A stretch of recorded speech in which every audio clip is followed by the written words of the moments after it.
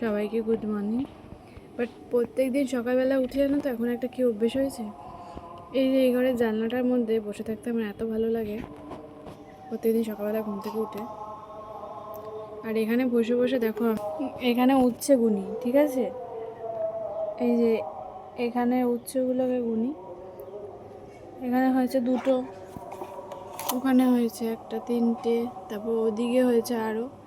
এরকম করে আমি প্রত্যেকদিন উচ্ছে গুনি আর দেখি গাছে কটা করে ফুল এসছে। ওই দেখো ওখানেও ফুল এসেছে, তারপরে এখানে শাক হয়েছে।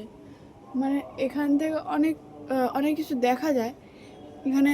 এই দেখো এরকমভাবে অনেক কিছু দেখা যায় গাছ।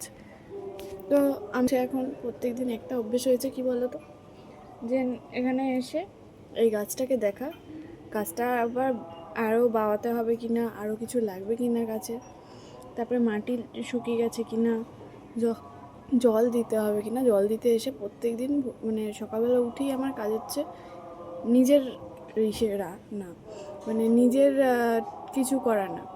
আমি মানে মুখটাও পর্যন্ত ধুই না, আগে এসে আমি এই গাছটাতে জল দিই, জল দিয়ে আগে দেখি যে গাছটায় ফুল এসছে কি না আর কটা উচ্ছে হয়েছে।